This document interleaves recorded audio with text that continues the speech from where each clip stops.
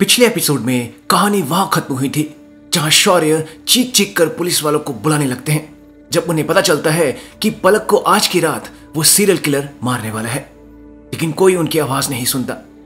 उधर पलक उसी बस में चढ़कर दोजी बाजार की तरफ निकल पड़ती है जिसका ड्राइवर ब्रह्मदत्त चंदोला होता है, और बस से उतरने के बाद ब्रह्मदत्त और एक और महिला पलक पर नजर रखने लगते हैं। उधर हवालात में शौर्य बेहोश हो चुके थे और उनका सीनियर ऑफिसर जैसे ही हवालात को खोल उनकी नब्ज चेक करने लगता है, उसी पर शौर्य सीनियर ऑफिसर को पकड़कर हवालात में धकेल देते हैं और उसे बंद करते हुए कहते हैं, सर मुझे माफ कीजिएगा, मुझे अभी दोजी बाजार जाना ही होगा। उधर पलक दोजी बाजार में अपने घर की तरफ बढ़ रही होती हैं जब वो किलर उनका पीछा करने लगता है। उधर शौर्य एक आदमी से जबरदस्ती बाइक छीनकर दोजी बाजार की तरफ निकल पड़ते हैं। धीरे धीरे वो किलर पलक के नजदीक पहुंच जाता है और फिर उसके चेहरे पर पॉलिथीन का बैग डाल उसे बेहोश कर देता है। कुछ समय बाद शौर्य दोजी बाजार पहुंचते हैं, लेकिन बहुत देर हो चुकी थी। किलर ने पलक को मार दिया था। शौर्य फूट फूट कर रोने लगते हैं कि तभी पुलिस भी वहां पहुंच जाती है। शौर्य वहां से भाग निकलते हैं, लेकिन उसके अलावा वो औरत भी वहां से भाग रही होती है जो पलक पर नजर रख रही थी। उधर युग फोटो के बदलने का इंतजार करते रह जाता है कि शायद शौर्य पलक को बचा लेंगे, लेकिन फोटो नहीं बदलती। युग सोचने लगता है कि 26 सालों से किलर ने कोई खून नहीं किया, फिर अचानक दिलशान खान का खून क्यों किया उसने। 14 नवंबर 2016 को वमिका अपनी टीम को बताती है कि यह दिलशान खान का मर्डर लगता tie and die murder case की तरह है, लेकिन यह है नहीं, क्योंकि 1990 में जो भी खून हुए उसमें विक्टिम के गले की हड्डी गला घोटने के कारण टूट गई थी, लेकिन दिलशान खान के केस में उसकी मौत थिनर के इनहेलेशन से हुई है। और एक और चीज, पहले की सभी विक्टिम्स को मारने से पहले उनके हाथ पांव को लाल चुन्नी से बांधा गया था, लेकिन दिलशान के केस में उसके मरने के बाद उसके हाथ पांव को बांधा गया। युग और बलवंत कहते हैं इसका मतलब किलर कोई और है जो टाई एंड डाई केस के किलर की कॉपी करने की कोशिश कर रहा है, लेकिन क्यों? तब युग कहता है मुझे ऐसा लगता है दिलशान के किलर और the tie and die case के किलर में जरूर कुछ संबंध है। युग सभी को दिलशान की पैरों की फोटो दिखाकर कहता है, ये देखिए लाल चुन्नी बांधने का जो तरीका है वो बिल्कुल टाई एंड डाई केस के किलर से मिलता है, ऐसा कैसे हो सकता है? वमिका कहती है इसका मतलब या तो दिलशान का किलर और टाई एंड डाई केस का किलर एक ही है, या फिर इनके बीच जरूर कुछ ना कुछ कनेक्शन है। तभी दीपाली कहती है, मैम मैं दिलशान के घर से ये कप का टुकड़ा भी चुरा लाई थी, इस आस से कि इस पर शायद किलर के फिंगरप्रिंट्स मिल जाएं। वमिका तुरंत दीपाली को इस कप के टुकड़े से फिंगरप्रिंट्स निकालने के लिए कहती है। तभी बलवंत भी कहता है, मैम दिलशान के खून की रात जब आप लोग उसके घर की तरफ बढ़ रहे थे, मुझे फोन पर बारात की आवाज भी आई थी। वीडियोग्राफर वाला और बाकी सभी लोगों ने बारात में वीडियो तो जरूर बनाई होगी, हो सकता है हमें उससे कुछ सुराग मिल जाए। मैं अभी वीडियो का जुगाड़ भी करता हूँ।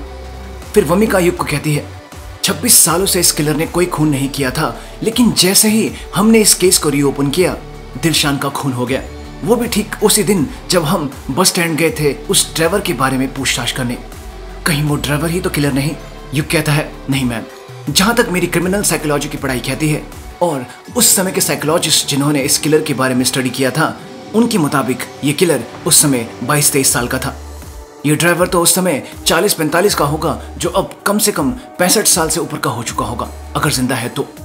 वमिका कहती है हाँ वो तो है, लेकिन फिर भी हमें इस ड्राइवर को ढूंढना चाहिए। उधर 11 नवंबर 1990 में शौर्य अपने घर पहुंचते हैं, जहां वो पुलिस को अपने घर के बाहर तैनात देखते हैं। वो चुपचाप छिपकर अपने घर में घुस जाते हैं और अपने पिता से मिलते हैं, जो उनसे ये पूछते हैं कि आखिर ये डिपार्टमेंट के लोग तुझे क्यों ढूंढ रहे हैं। तो वो अपने पिता से लिपट कर बुरी तरह रोते हुए उन्हें कहते हैं, पलक मर चुकी है पापा, मैं उसे बचा सकता था। शौर्य के पिता कहते हैं बेटा ऊपर वाले की मर्जी को कोई नहीं बदल सकता।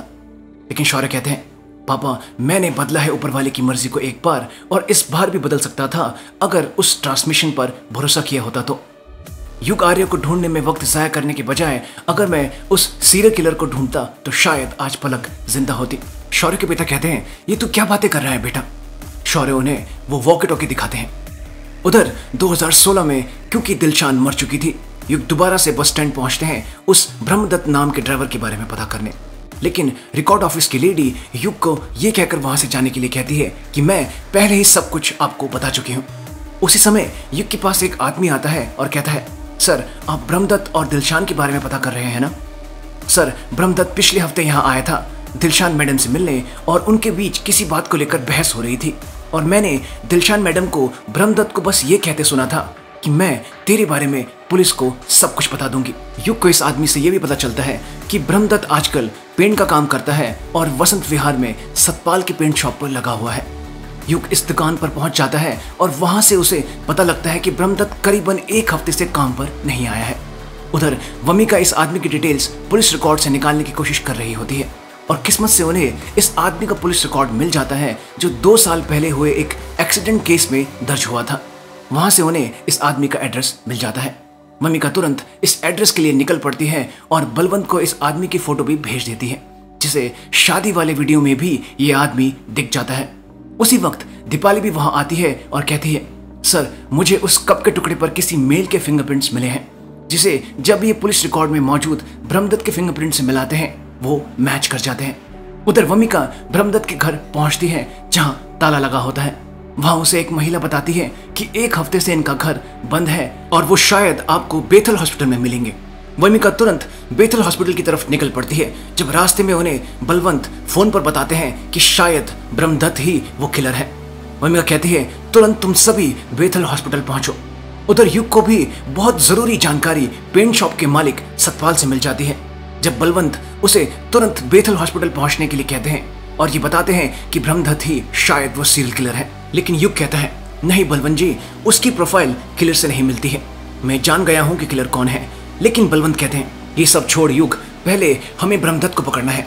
तू जल्दी से जल्दी हॉस्पिटल पहुंच। युग हॉस्पिटल की तरफ निकल पड़ता है कि तभी अचानक रास्ते में ट्रैफिक लाइट्स अजीब तरह से जलने बुझने लगती हैं, जिसके कारण एक जीप से युग की बाइक टकराने से बचती है, लेकिन इसके कारण वो बाइक से सड़क पर बुरी तरह गिर पड़ता है। ठीक उसी वक्त 1990 में भी शौर्य के घर की लाइट जलने बुझने लगती है। शौर्य तुरंत वॉकी टॉकी को उठा लेते हैं। उधर युग खुद को संभालता है और समझ जाता है कि ट्रांसमिशन के कारण ऐसा हुआ है। वो तुरंत दौड़कर अपने बैग से वॉकी टॉकी निकाल कर कहता है, हेलो अंतवाल जी, क्या आप लास्ट विक्टिम को बचा पाए? अंतवाल कहते हैं, तो मुझे पहले ये बता कि 2016 में पलक के किलर को सजा मिली कि नहीं। ये कहता है, अंतवाल जी, मैं इस लास्ट विक्टिम के कातिल के बारे में तो कुछ कह नहीं सकता, लेकिन तभी शौर्य उसकी बात काटते हुए कहते हैं, मेरी पलक कोई विक्टिम नहीं थी, वो मेरा प्यार थी जिसे मैं बचा नहीं पाया। तो मुझे बस इतना बता कि इस किलर को सजा मिली कि नहीं।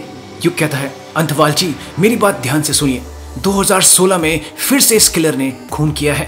दिलशान खान नाम था इस विक्टिम का। ये औरत शायद जानती थी कि किलर कौन है। दिलशान का नाम सुनते ही शौर्य कहते हैं, उस बस ड्राइवर ने मारा है, ब्रह्मदत्त है टाई एंड डाई किलर, उस कमीने ने मारा है मेरी पलक को। युग कहता है, नहीं अंतवाल जी, ब्रह्मदत्त नहीं है सीरियल किलर, आप एक बार दिलशान से पूछिए। लेकिन शौर्य अपनी रिवॉल्वर लेकर जा चुके थे। उसी पल ट्रांसमिशन भी बंद हो जाता है। 2016 में वमिका, युग और बलवंत बेथल हॉस्पिटल की तरफ बढ़ रहे होते हैं और उधर 1990 में शौर्य ब्रह्मदत्त के घर की तरफ। वमिका हॉस्पिटल पहुंच जाती है और उसे पता चलता है कि ब्रह्मदत्त अपने बेटे बिरजू का इलाज न्यूरो रिसर्च सेंटर में रूम नंबर 305 में करवा रहा है। उसी पल ब्रह्मदत्त भी वमिका को देख लेता है। वमिका रूम नंबर 305 की तरफ दौड़ पड़ती है। उधर शौर्य भी ब्रह्मदत्त के घर पहुंच जाते हैं जहां ताला लगा था।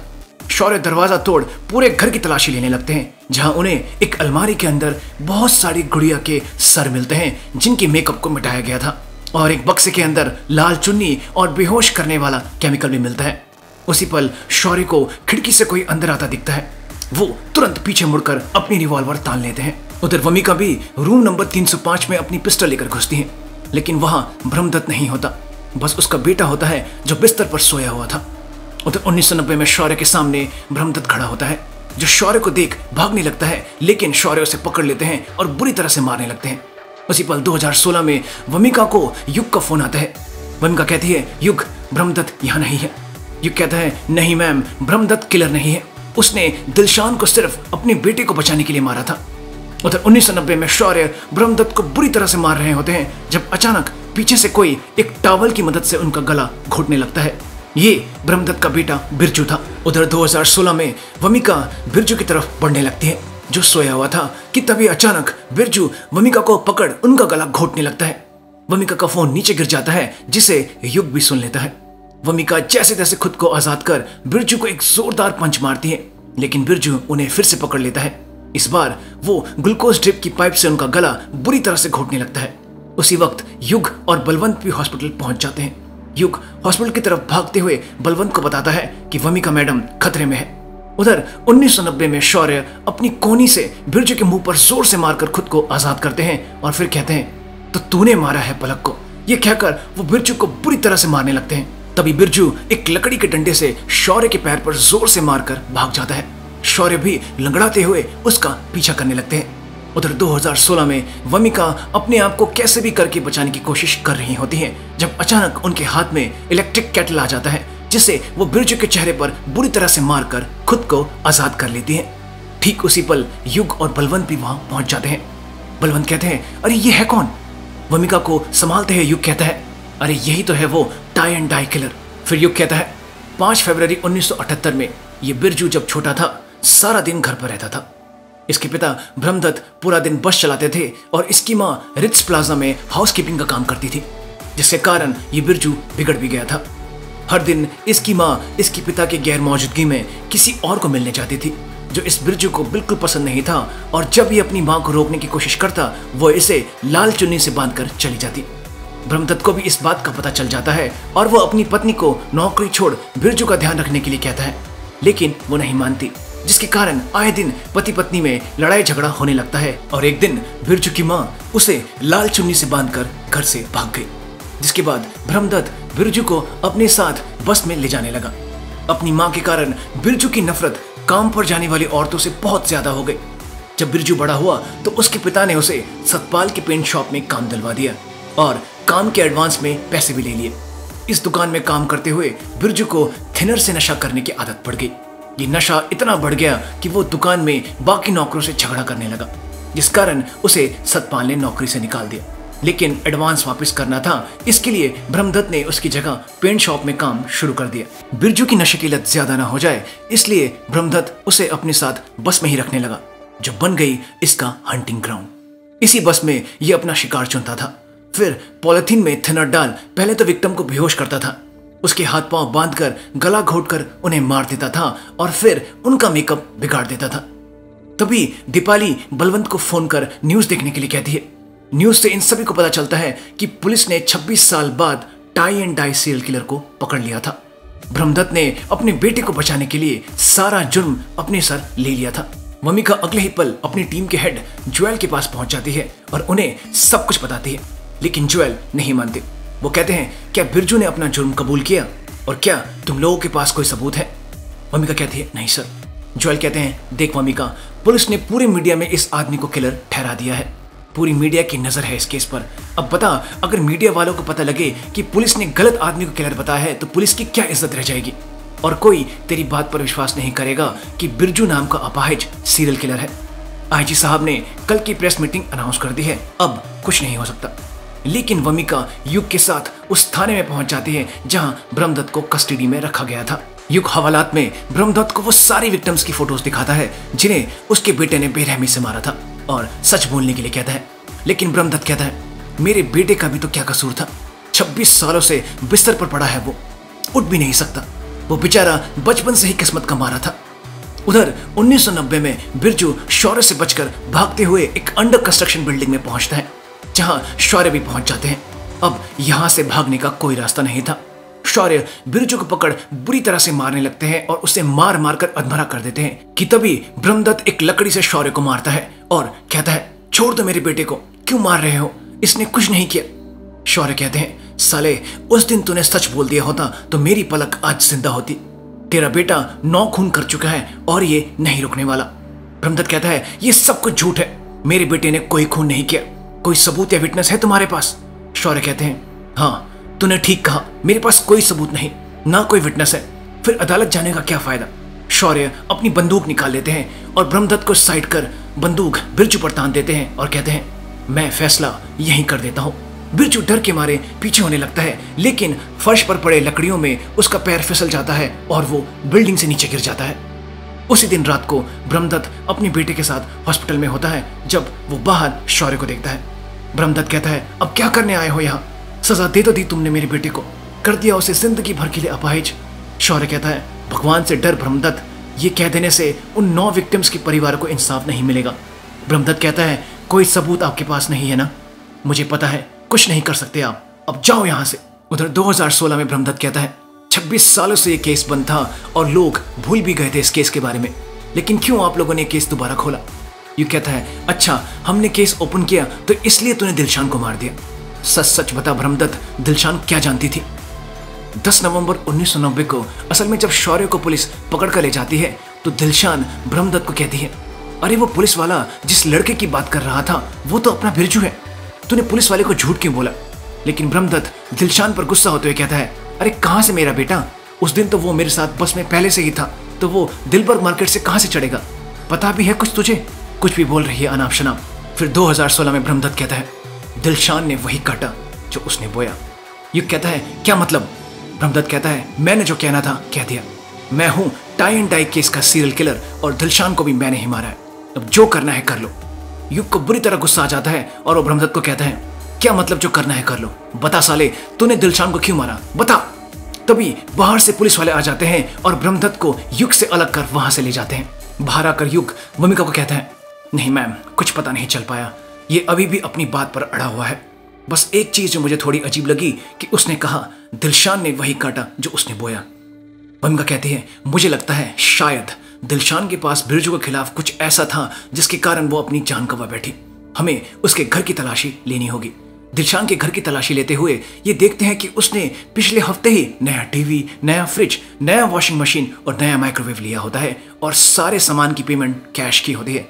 वमिका कहती है, एक बस डिपो के क्लर्क के पास इतना कैश अचानक कहां से आ गया? युग कहता है, और वो भी ठीक उसी समय जब हमने ये केस रीओपन किया। वमिका कहती है, कहीं दिलशान ब्रह्मदत्त को ब्लैकमेल तो नहीं कर रही थी? युग कहता है, अरे हाँ मैम, मुझे बस स्टैंड पर एक आदमी ने बताया भी था कि दिलशान ब्रह्मदत्त को ये कह रही थी कि पुलिस को तेरे बारे में सब कुछ बता दूंगी। वमिका कहती है, केस के रीओपन होते ही उसने दोबारा से ब्रह्मदत्त को ब्लैकमेल करना शुरू किया। उसके पास जरूर ब्रह्मदत्त के खिलाफ कोई सबूत था जो उसने अपनी सेफ्टी के लिए रखा हुआ था और वो ब्रह्मदत्त यहाँ वही लेने आया था। वमिका तुरंत घर की छानबीन करने लगती है जब युग कहता है, मैम वो सबूत यहाँ नहीं है। मसूरी पुलिस 2 बार इस घर को छान चुकी है, उन्हें यहाँ कुछ नहीं मिला, हो ना हो उसने सबूत कहीं और छुपाया है। वमिका दिलशान के लेडीज बस को खाली करते हुए कहती है, लेकिन कहाँ? तभी वमिका का ध्यान दिलशान के पर्स से निकले एक बस टिकट पर जाता है जिसमें वो हाल ही में मसूरी से सुहाना गई थी। बलवंत की मदद से इन्हें सुहाना का एड्रेस मिलता है जहां दिलशान जाती रहती थी। ये उसके चाचा की बेटी का एड्रेस था। कुछ समय बाद ये इस एड्रेस पर पहुंच जाते हैं जहां दिलशान के चाचा की बेटी इन्हें उसके कमरे में ले जाती है और बताती है कि वो अपना एक बैग यहाँ छोड़ गई थी। वमिका कमरे की छानबीन शुरू कर देती है और एक अलमारी के अंदर इन्हें वो बैग मिल जाता है जिसकी छानबीन करने पर युग को कुछ मिलता है। अगले दिन आईजी समीर इस केस से जुड़ी प्रेस मीटिंग कर रहे होते हैं जिस दौरान वो मीडिया को बताते हैं कि वो कोर्ट से अपील करेंगे कि इस मुजरिम को फांसी की सजा सुनाई जाए। कि तभी वहां वमिका और युग पहुंच जाते हैं और वमिका आईजी समीर के पास आकर उन्हें फाइल दिखाते हुए कहती है, सर हमें कुछ नई इन्फॉर्मेशन मिली है। तभी मीडिया वाले एकदम से खड़े होकर पूछने लगते हैं, सर कुछ नया खुलासा हुआ है इस केस में, बताइए हमें सर। पहले तो आईजी समीर इस बात को दबाने की कोशिश करते हैं लेकिन मीडिया के प्रेशर के चलते वो कहते हैं, जी हमारी कोल्ड केस यूनिट को कुछ नई इन्फॉर्मेशन मिली है जिसके बारे में वमिका आप सभी को बताएंगी। फिर वो जाते जाते वमिका वो कहते हैं, अगर तेरी वजह से पुलिस की बेइज्जती हुई तो याद रखना रावत, तेरी वर्दी मैं उतारूंगा। वमिका ये बात सुन एकदम घबरा जाती है लेकिन युग उन्हें हिम्मत रखने का इशारा करते हैं। फिर वमिका कहती है, ब्रह्मदत्त ने दिलशान का खून किया है लेकिन वो टाई एंड डाई केस का सीरियल किलर नहीं है।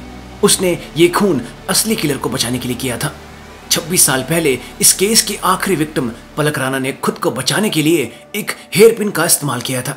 असल में दिलशान के बैग से वमिका और युग को यही हेयर पिन मिला था। वमिका कहती है, इस हेयर पिन के जख्म के निशान आज भी कातिल के गले पर मौजूद हैं और इस पिन पर जो खून हमें मिला है उसका डीएनए कातिल के डीएनए से मिलता है। कातिल ब्रह्मदत्त नहीं बल्कि उसका बेटा बिरजू है। मीडिया ये बात सुन जोरों से कोल्ड केस यूनिट की इस काबिले तारीफ काम के लिए तालियां बजाने लगती है। मजबूरन आईजी समीर और जुआल को भी ऐसा ही करना पड़ता है। कुछ समय बाद पुलिस बिरजू को भी पकड़ लेती है।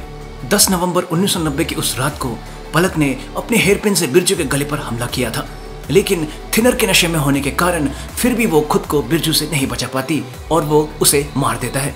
उसी वक्त ब्रह्मदत्त भी वहां पहुंचता है, जिसे देख बिरजू वहां से भाग जाता है और उसके पीछे ब्रह्मदत्त भी वहां से चला जाता है। उसी पल दिलशान वहां आती है और ये हेयरपिन उठा लेती है। कुछ समय बाद वमिका शौर्य के पिता से मिलने पहुंचती है, जो खुशी से कहते हैं शौर्य हमेशा कहता था कि एक दिन ये केस जरूर कोई ना कोई सॉल्व करेगा। वो सही कहता था। उसी रात ट्रांसमिशन फिर शुरू होता है।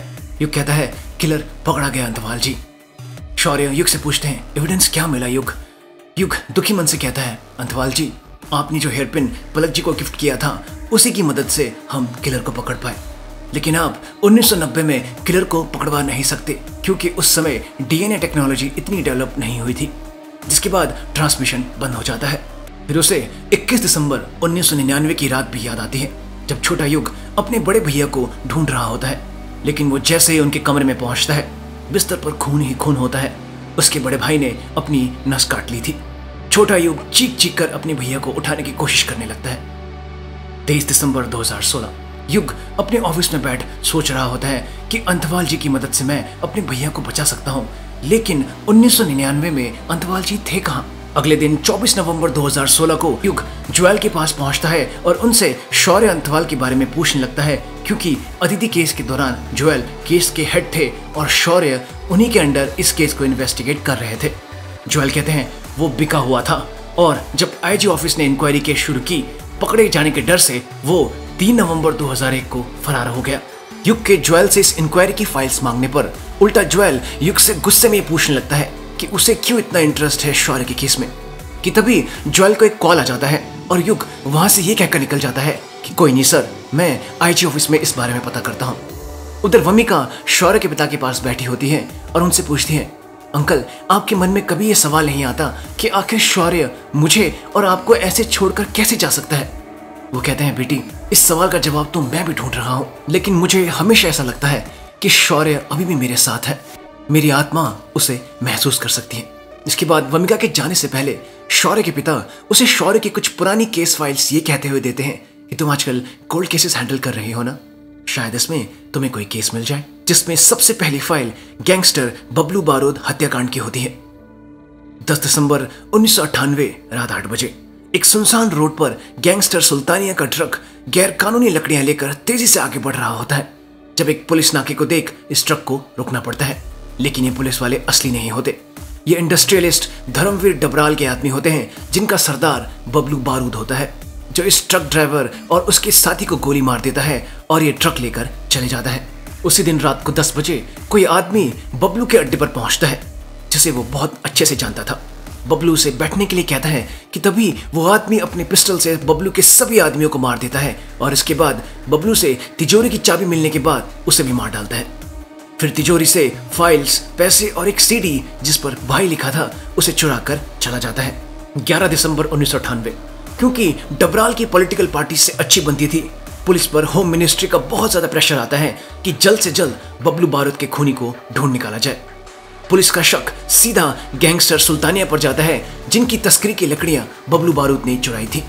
इस केस को लीड कर रहे ज्वेल अपने ऑफिसर्स को, जिसमें शौर्य भी थे, जल्द से जल्द अपने खबरियों के जरिए इस खूनी का पता लगाने की बात कहते हैं। शौर्य सबसे पहले शुरुआत करते हैं शमशेरा नाम के आदमी से, जो कि सुल्तानिया गैंग का एक्स मेंबर था, जिसे शौर्य ने ही पकड़ा था और जब वो 4 साल के लिए जेल में था तो उसकी बेटी गरिमा को शौर्य ने ही पाला था, जिसके बाद से इनकी अच्छी दोस्ती हो गई थी। शौर्य के पूछने पर कि वो कल रात कहाँ था, शमशेरा कहता है नहीं साहब, मैंने बबलू का खून नहीं किया, मैं वो काम छोड़ चुका हूँ, मैं अपनी बेटी गरिमा की कसम खाता हूँ। शौर्य कहते हैं नहीं शमशेरा, बच्चों की कसम मत खाया कर। तभी गरिमा वहां स्कूल से पहुंचती है, जो शौर्य को कहती है अरे काका, आप बबलू बारूद के केस की पूछताछ करने आए हैं पापा से? शौर्य कहते हैं नहीं बेटा, मैं तो बस तुझसे मिलने आया था। गरिमा शौर्य को खाने के लिए रोक लेती है। खाना खाते हुए वो शौर्य को कहती है काका, मुझे लगता है बबलू बारूद जो डबराल के लिए काम करता था, उसे डबराल के ही किसी आदमी ने मारा है, क्योंकि बबलू के साथ 4 लोग और थे, लेकिन किसी ने भी उस खूनी पर गोली नहीं चलाई, क्योंकि उन्हें टाइम ही नहीं मिला। उन्होंने शायद ये कभी सोचा ही नहीं था कि खूनी जैसे वो जानते थे वो उन्हें गोली भी मार सकता है, क्योंकि वो उन्हीं का साथी था, डबराल का आदमी। उसी वक्त कोई आदमी चुपचाप से इन तीनों की फोटो खींच लेता है। उधर आईजी ऑफिस में डबराल अपने बेटे के साथ समीर के सामने बैठे होते हैं, जो आईजी समीर पर बहुत गुस्सा होते हुए कहते हैं कि ये जानते हुए भी कि ये काम सुल्तानिया का है, आप अभी तक एक अरेस्ट नहीं कर पाए हैं। डबराल का बेटा, जो कि सरकारी वकील भी होता है, वो कहता है आप जल्दी से जल्दी पुलिस की कार्रवाई करवाओ, बाकी कोर्ट का मैं देख लूंगा। अजी समीर कहते हैं आप चिंता मत करो जनाब, आपने कह दिया, आप समझ लो काम हो गया। उधर शौर्य शमशेरा के घर से वापस जाने लगते हैं जब गरिमा उन्हें कहती है काका, पापा ने खून नहीं किया, मेरा यकीन कीजिए, अब वो बदल गए हैं। शौर्य कहते हैं ठीक है बेटी, तूने कह दिया, मैंने मान लिया। जिसके बाद गरिमा शौर्य को एक कैसेट भी देती है जिसमें उसने उनके लिए उनके फेवरेट गाने रिकॉर्ड किए होते हैं और उस पर लिखा होता है आपके लिए बहुत बहुत प्यार काका। उसी दिन रात को गैंगस्टर सुल्तानिया को उसका आदमी रॉकी शमशेरा और शौर्य की फोटो दिखाता है और कहता है सर, मुझे लगता है इसी ने उस दिन बबलू को ट्रक की खबर दी होगी। सुल्तानिया रॉकी को शमशेरा को मारने का ऑर्डर देता है। उधर 24 नवंबर 2016 में युग शौर्य की मिसिंग रिपोर्ट की फाइल को स्टडी करते हुए मोहित खुल्लर नाम के आदमी से मिलने पहुंचता है, जिसने 2001 में शौर्य पर रिश्वतखोरी का इल्जाम लगाया था। जिसके बाद शौर्य के ऑफिस में ढेरों पैसे बरामद हुए थे, लेकिन युग इस आदमी से कुछ पता नहीं कर पाता। युग के जाते ही यह आदमी तुरंत ज्वेल को फोन कर बताता है कि युग नाम का इंस्पेक्टर शौर्य के बारे में उससे पूछताछ कर रहा था। ये बात ज्वेल अपनी सीनियर समीर को भी बताता है और कहता है सर, आप चिंता मत करो, ये युग कुछ पता नहीं कर पाएगा। जिस पर आईजी समीर कहते हैं 2001 में ये लड़का 11 साल का होगा जब शौर्य गायब हुआ था, तो ये युग इतना जानता कैसे है शौर्य के बारे में? तूने सोचा है कभी कनेक्शन क्या है इन दोनों के बीच? उधर गंगा किनारे आरती के दौरान युग समझ जाता है कि शौर्य इंक्वायरी के डर से 3 नवंबर 2001 को भागे तो नहीं थे, क्योंकि उसी रात को उसकी बात उनसे हुई थी जब वो पंचाचूली मिल में थे। शायद उन्हें जानबूझकर फंसाया गया है, जिसका सीधा मतलब है गवाह खरीदे हुए हैं, सबूत प्लांटेड हैं और ये सब कुछ पुलिस की मदद के बिना नहीं हो सकता। जरूर पुलिस डिपार्टमेंट में कोई है जिसने ये सब किया है। तभी युग को वो दिन भी याद आता है जब वॉकी टॉकी पर उसे गोली चलने की आवाज आई थी। युग कहता है वो मिसिंग नहीं बल्कि उनका मर्डर किया गया है। तभी अचानक कोई युग को आरती लेने के लिए कहता है। ये शौर्य के पिता थे जो युग को मुस्कुरा कर देखते हैं और फिर चले जाते हैं। उधर 11 दिसंबर 1998 में शौर्य के ऑफिस में डबराल का आदमी शमशेरा की फोटो की तरफ इशारा करते हुए कहता है यही था जिसने बबलू बारूद को मारा है। शौर्य को एकदम गरिमा की बात याद आती है जिसने कहा था पापा ने नहीं किया है, वो अब सुधर गए हैं काका। रात को शौर्य अपने घर पर होते हैं जब ठीक 11:11 पर वॉकी टॉकी पर ट्रांसमिशन फिर शुरू होता है। शौर्य की बात युग से 1990 के बाद 1998 में 8 साल बाद हो रही थी, जबकि युग 2016 में ही था और उसकी बात पिछले हफ्ते ही शौर्य से हुई थी। युग कहता है पता नहीं शौर्य जी ये कैसे होता है, लेकिन ये ट्रांसमिशन सिर्फ 1 मिनट के लिए ऑन रहता है। मेरी बात ध्यान से सुनिए, मुझे आपको कुछ बहुत जरूरी बताना है। शौर्य कहते हैं मुझे ऐसा लगता है शायद जब हमें एक दूसरे की मदद की जरूरत होती है ये ट्रांसमिशन ऑन होता है और अभी मुझे तुम्हारी मदद की सख्त जरूरत है बबलू बारूद केस के रिगार्डिंग।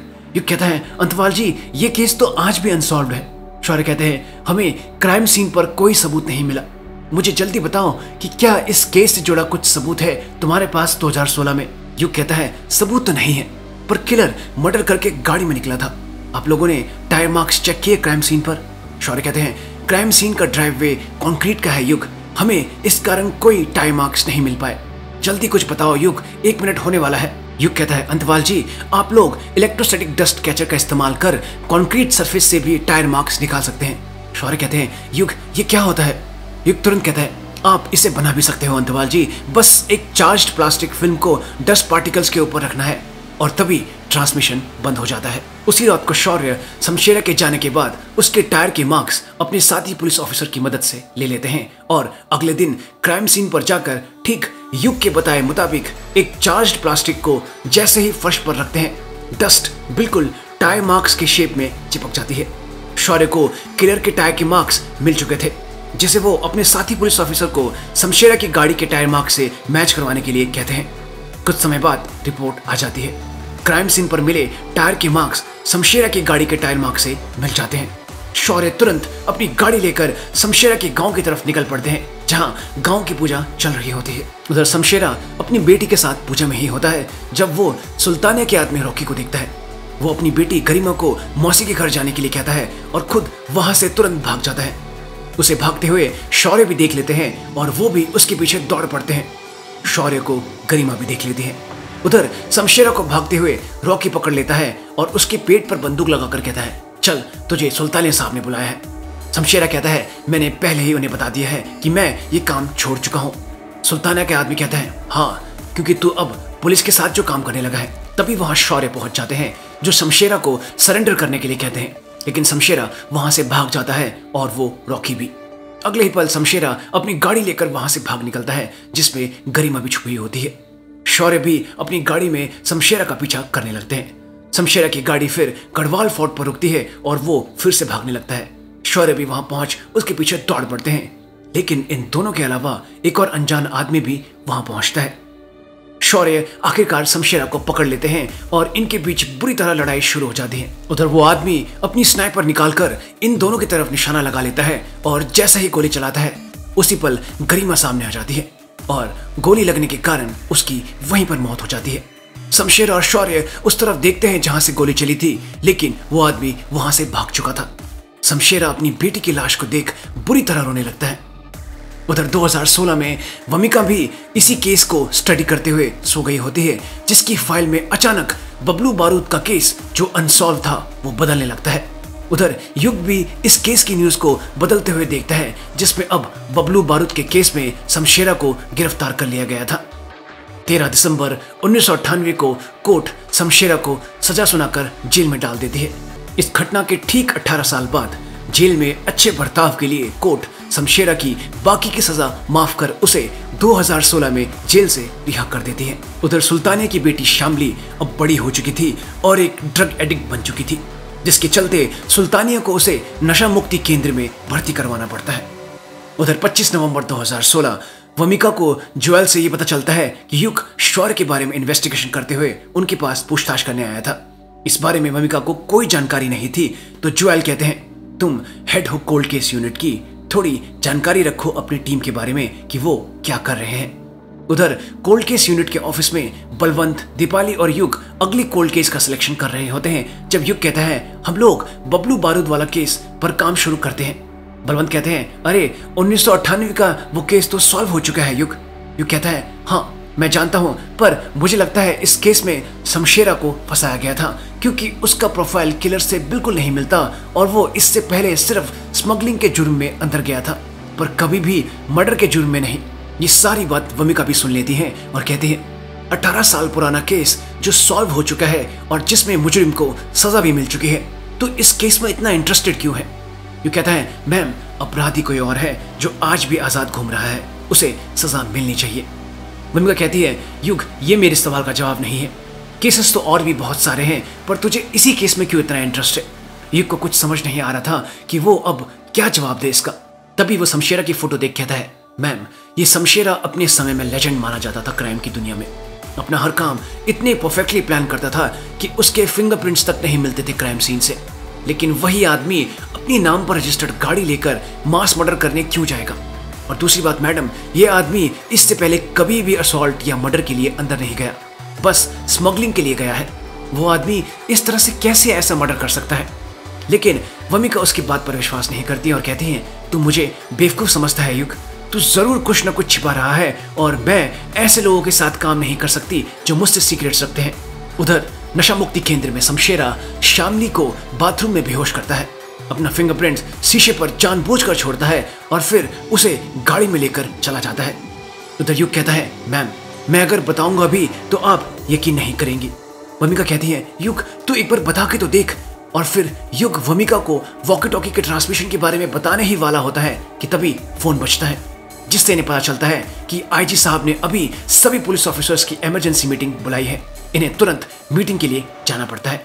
मीटिंग में युग और वमिका को भी पता चलता है कि सुल्तानिया की बेटी शामली का किडनैप हुआ है और जिस मुजरिम के फिंगरप्रिंट शामली के रूम के बाथरूम में मिले हैं वो शमशेरा का है, जो हाल ही में जेल से छूटा है और इसे हॉस्पिटल के बाहर भी सीसीटीवी कैमरे में देखा गया है।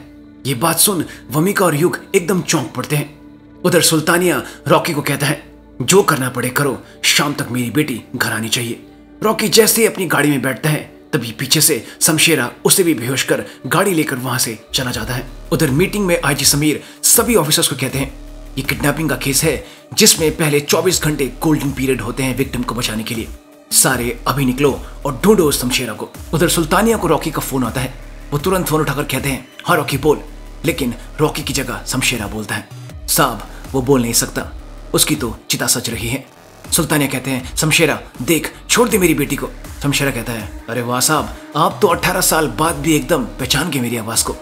अच्छा अब मेरी बात ध्यान से सुनो, थोड़ी देर बाद फिर फोन करूंगा और अगर पुलिस को कुछ बताया तो याद रखना राम नाम सत्य है। जिसके बाद वो फोन काट देता है और रॉकी पर तेल डालता है और उसे आग लगाकर वहां से चला जाता है। उसी समय पुलिस सुल्तानिया के घर पहुंचती है। ममिका सुल्तानिया से उनका फोन ले लेती है जिसे टैप किया जाना था। फिर वो सुल्तानिया से शमशेरा के बारे में पूछती है और कहती है, अगर कुछ पर्सनल एंगल है सर तो बता दीजिए। लेकिन सुल्तानिया ममिका को कुछ नहीं बताता। उधर शामली को होश आता है, जिसके हाथ पांव बंधे हुए थे और वो किसी बहुत ठंडी जगह पर थी। वो मदद के लिए चीखती है लेकिन कोई उसकी आवाज नहीं सुनता। तभी उसे वहां अपना फोन पड़ा दिखता है। उधर युग उत्तराखंड के सेंट्रल जेल में पहुंच शमशेरा के बारे में पता करने लगता है। जेलर से युग को पता चलता है कि शमशेरा को अपनी बेटी की मौत का बहुत बुरा सदमा लगा था, जिस कारण वो ज्यादातर समय अपने सेल में ही बिताता था और दीवार पर मुझे माफ कर दे गरिमा लिखता रहता था। इसके अलावा उसे इलेक्ट्रिशियन बनने का फितूर सवार हो गया था। या तो वो इलेक्ट्रिशियन का काम सीखता रहता या फिर अपने सेल में ही रहता। युग के पूछने पर कि उसकी बेटी की मौत कैसे हुई थी, जेलर कहता है, सर उसके बारे में तो कुछ खास पता नहीं, लेकिन शायद किसी एक्सीडेंट में उसकी मौत हुई थी। उसी दिन 25 नवंबर 2016 की रात को युग को शमशेरा की बेटी की मौत के बारे में इंटरनेट पर भी कुछ नहीं मिलता। युग को ये बड़ा अजीब लगता है कि ना ही पुलिस को शमशेरा की बेटी की मौत के बारे में पता था, ना ही किसी न्यूज़पेपर में इसके बारे में कोई खबर थी और ना ही इंटरनेट पर। वो सोचने लगता है कि अब पता कैसे चलेगा कि शमशेरा की बेटी की मौत हुई कैसे थी। तभी उसका ध्यान वॉकी टॉकी की तरफ जाता है। उधर 13 दिसंबर 1998 में शौर्य गरिमा की मौत से बेहद दुखी होते हैं और वो उसको याद करते हुए उसकी दी कैसेट चलाते हैं, जिसमें अचानक गरिमा की आवाज आती है जो शौर्य को धन्यवाद करती है कि उसकी वजह से उसके पापा सुधर गए। ये सुन शौर्य की आंखों में आंसू आ जाते हैं। ठीक उसी पल 11:11 होते हैं और ट्रांसमिशन एक बार फिर शुरू होता है।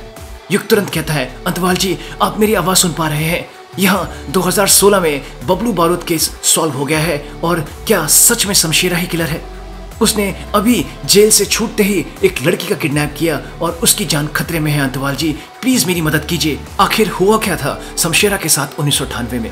शौर्य कहते हैं, युग बहुत गलत हुआ था शमशेरा के साथ, मेरी गलती की सजा उसे भुगतनी पड़ी। हमारा तरीका सही नहीं है युग, जब भी हम कुछ ठीक करने जाते हैं कुछ न कुछ गलत हो जाता है। जिसके बाद युग को शौर्य शमशेरा के साथ हुई पूरी घटना बताते हैं। उधर इस रात सुल्तानिया के घर पर पुलिस ने सारा सेटअप कर लिया होता है और वो शमशेरा के कॉल का वेट कर रहे होते हैं ताकि उसकी लोकेशन ट्रैक कर पाए कि तभी शामली का कॉल आता है जो बुरी तरह से कांपते हुए अपने पिता को मदद के लिए कहने लगती है। वमिका तुरंत फोन सुल्तानिया से ले लेती है और कहती है, शामली मैं डीएसपी वमिका बोल रही हूँ, मुझे क्या तुम बता सकती हो तुम हो कहाँ? शामली कहती है, मैं शायद किसी कार के अंदर हूँ।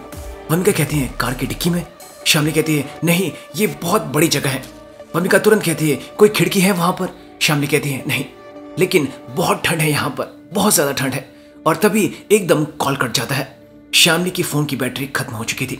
वमिका कहती है, कार के अंदर कोई खिड़की नहीं है और ठंड बहुत ज्यादा है, मुझे लगता है शायद वो फ्रीजर वैन के अंदर है।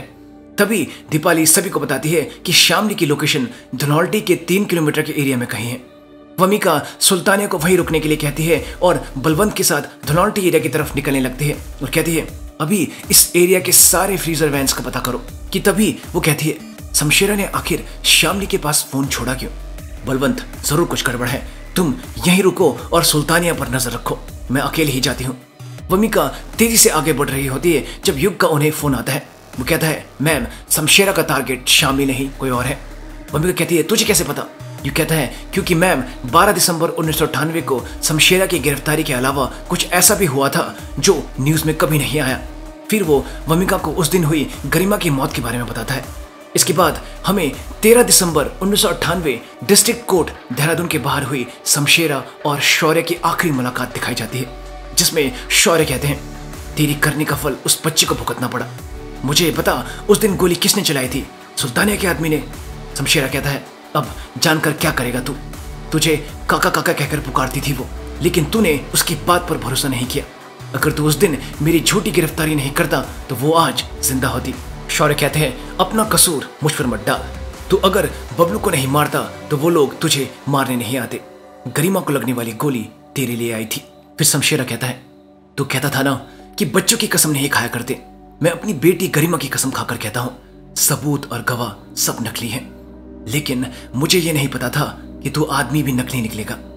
ये कहकर शमशेरा वहां से चला जाता है। अगले पल शौर्य पुलिस स्टेशन पहुंचकर अपने पुलिस ऑफिसर साथी को बुरी तरह मारने लगते हैं, जिसने उन्हें बताया था कि टायर के मार्क्स शमशेरा की गाड़ी के हैं, और उससे पूछने लगते हैं कि तूने झूठी रिपोर्ट क्यों बनाई। वो पुलिस ऑफिसर कहता है, सर मेरी बात सुनिए, मुझे लगा आप उस डबराल के बेटे से मिले हुए हैं, क्योंकि तभी आपने वो फ्यूचरिस्टिक टेक्नोलॉजी का बहाना लगाकर जबरदस्ती क्राइम सीन से टायर मार्क्स निकाले, इसलिए मैंने डबराल के बेटे के कहने पर झूठी रिपोर्ट बना दी। शौर्य डबराल के बेटे के पास पहुंच जाते हैं, जो उनसे कहता है कि इन सब बातों में वो ध्यान न दे तो अच्छा है, और वैसे भी अब कोई तुम्हारी बातों पर विश्वास नहीं करेगा।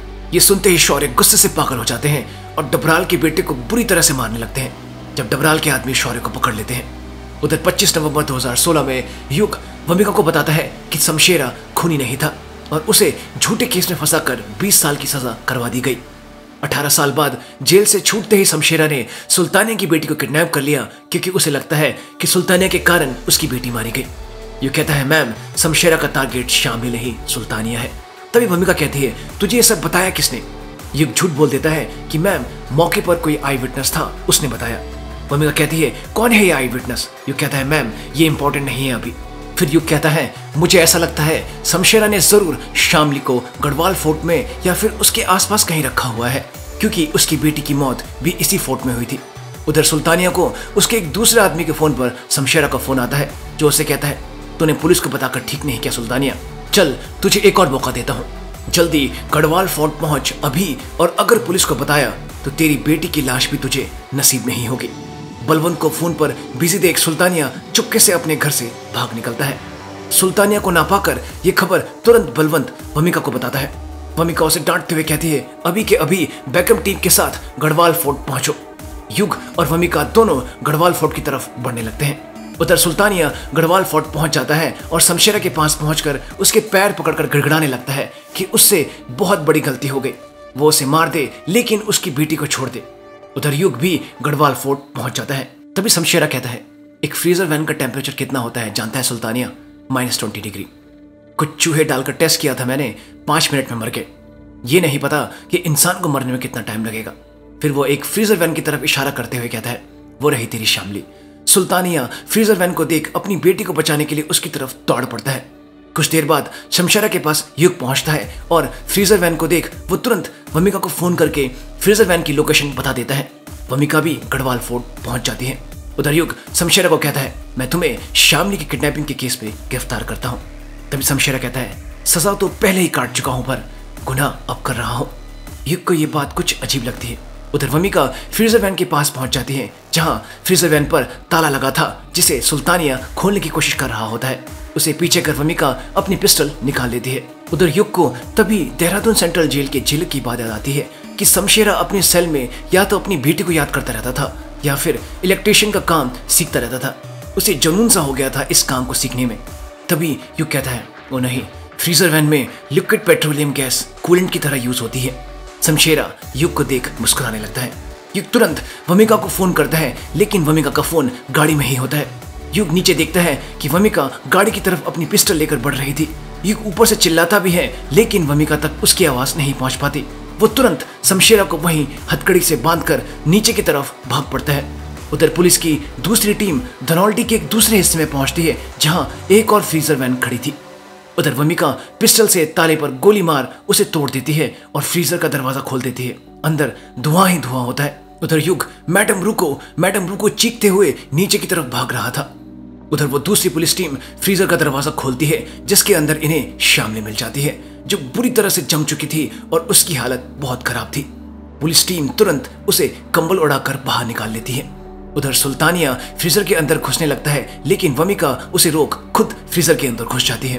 फ्रीजर के अंदर बेहद धुआं होने के कारण उसे कुछ दिख नहीं पा रहा था। तभी वमिका को वहां एक स्विच दिखता है, जिसे लाइट स्विच समझकर वमिका उसे ऑन कर देती है। युग वैन से थोड़ी ही दूरी पर चीखते हुए पीछे हट जाओ कहता है।